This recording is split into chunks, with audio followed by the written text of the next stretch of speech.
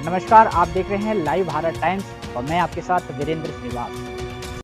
इस बार हम महाराष्ट्र के विधानसभा क्षेत्र क्रमांक 13 पर उपस्थित है, जहां देख सकते हैं कि जो प्रत्याशी हैं उन्होंने एक नई ऐतिहासिक तहत पर चुनाव लड़ने की तैयारी की है और जिस तरह से उन्होंने तैयारी करी है, किस मुद्दों को लेकर के वे चुनाव लड़ रहे हैं और इस बार चुनाव के क्या विशेष मुद्दों को लेकर के आज जनता के बीच पहुंच रहे हैं। हम इस वक्त 13 विधानसभा क्षेत्र में पहुंचे हुए हैं और यहाँ के प्रत्याशी मिश्रा जी से बात करना चाहेंगे। जी नमस्कार। जी आपका नमस्कार। परिचय। नीरज कुमार मिश्रा, 64 विधानसभा क्षेत्र से मैं फूलगोभी निशान से निर्दलीय प्रत्याशी के रूप में मैदान में उतरा हूँ। अच्छा नीरज जी, ये बताएं कि जिस तरह से आप जो चुनावी मुद्दों को लेकर के बैठे हैं, हमेशा जनप्रतिनिधि सड़क, बिजली, पानी को लेकर के चुनावी मुद्दों पर उतरते हैं। जी। आप किस एजेंडे को लेकर के इस बार चुनाव पे उतरे हैं? हमारा वो वाला मुद्दा नहीं है। ये लोग आसमान के मुद्दे की बात करते हैं, हम ज़मीन के मुद्दे की बात करेंगे। ज़मीन के मुद्दे में ये होगा कि बेरोजगारी, जो ग्रामीण क्षेत्रों की बेरोजगारी है वो है, लोकल क्षेत्रों की बेरोजगारी वो है, खेती में होने वाले विविध प्रकार के नुकसान हैं वो है, गरीब मजदूर, उसके बाद में नगर परिषद क्षेत्र में आने वाले जो मध्यम वर्गीय हैं, छोटी नौकरी वाले हैं, प्राइवेट नौकरी वाले हैं, उनकी समस्या के ऊपर हम जोर दे रहे हैं।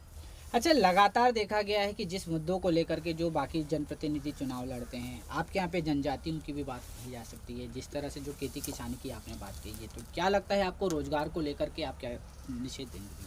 हाँ, रोजगार को लेकर मैं आपसे ये कहना चाहूँगा कि एशिया खंड का सबसे बड़ा बिजली परियोजना जो है अदानी पावर हाउस तिरोड़ा में बनी है, ये आप सभी को पता है।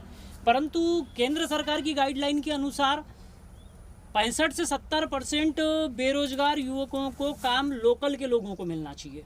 परंतु तिरोड़ा में जो गोंदिया डिस्ट्रिक्ट में जो विधायक सांसद हुए हैं, उन्होंने इस मुद्दे पे कभी ध्यान नहीं दिया और यहाँ दूसरे राज्य से आए हुए लोगों को रोजगार मिला और यहाँ के गिने चुने लोगों को ही रोजगार मिला है। सबसे मेन मुद्दा हमारा ये है। अच्छा, ये बताएं कि जिस तरह से आप जो चुनाव एजेंडे की बात कर रहे हैं, रोजगार की बात कर रहे हैं, यहाँ पे खेती किसानी की बात कर रहे हैं, जिस तरह से यह मुद्दे को लेकर के आप जो विधानसभा में पहुँचने की बात कह रहे हैं, क्या प्रतिशत आपको जनता से मिल रहा है? जनता से देखिए, सबसे पहली बात तो मैं विधानसभा क्षेत्र में मुझे पता नहीं था कि मैं चुनाव में उतरने वाला हूँ। 2 महीने के पहले अचानक मेरा निर्णय किसी कारणवश हो गया और जब मैं चुनाव में उतरा तो मेरी आर्थिक व्यवस्था इतनी ज़बरदस्त नहीं है। मैं कर्जदार किसान हूँ, आज भी धान उत्पादक किसान हूँ। तो मैंने वीडियो के माध्यम से या मोबाइल के माध्यम से या अपनी गाड़ी मोटरसाइकिल के माध्यम से लोगों से जितना संपर्क हो सकता था वो किया और वीडियो के माध्यम से मुझे अनुमान नहीं था कि मेरे द्वारा जो वीडियो में बातें बोली गई हैं वो लोगों द्वारा लोगों के लिए इतनी ज़्यादा फैलाई जाएंगी। और फैलाने के बाद में ये हुआ, गोरेगांव तिरोड़ा तो छोड़िए, गोंदिया डिस्ट्रिक्ट के किसानों का मुझे फ़ोन आ रहा है कि भैया ये जो मुद्दे हैं, ये ज़मीनी स्तर की जो बात कर रहे हैं, ये आज तक किसी नेता ने नहीं किया है, वो आप कर रहे हैं। अभी तक के जितने नेता थे वो कुर्सी पे चिपके हुए हैं, चाहे महाविकास आघाड़ी हो या महायुति हो, यानी दोनों पार्टियों के जो मुद्दे हैं विधायक के लिए दावेदार बने हैं, इनका जीवन भर से ठेका बनते आ गया, पहले बाप फिर बेटा फिर नाती, इनका ये मुद्दा है।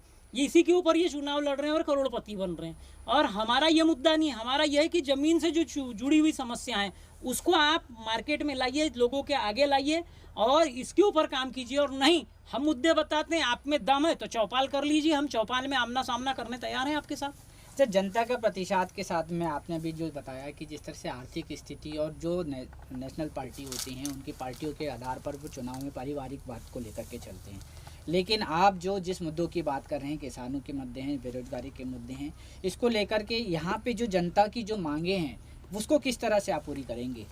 जनता की मांगे को किस तरीके से पूरा करेंगे, बहुत अच्छा आपका प्रश्न है। यदि मान लीजिए जनता जनार्दन मुझे जनादेश देती है, जो भी जनादेश देगी वो मुझे स्वीकार है, जनादेश में मुझे जनता आदि पास कर देती है और मुझे उस योग्य अगर ठहराती है, तो सबसे पहला काम होगा कि मैं वीआईपी गाड़ी से और वीआईपी गाड़ियों के साथ में 50 लाख की गाड़ियों से, एसी गाड़ियों से नहीं घूमूंगा। प्रत्यक्ष संपर्क जनता से मोटरसाइकिल से करूंगा और गांव-गांव जाकर बारीक बारीक चीज़ें देखूंगा। स्वच्छता हो, आरोग्य हो, शिक्षा हो, सुरक्षा हो, शहीदों के परिवार की बात हो, खेती की हो, मजदूरों की हो, प्रत्येक जनता से बारीकी से जाके घर घर जाके मिलूंगा और उसके ऊपर मैं फोकस करके वो काम करने की कोशिश करूंगा।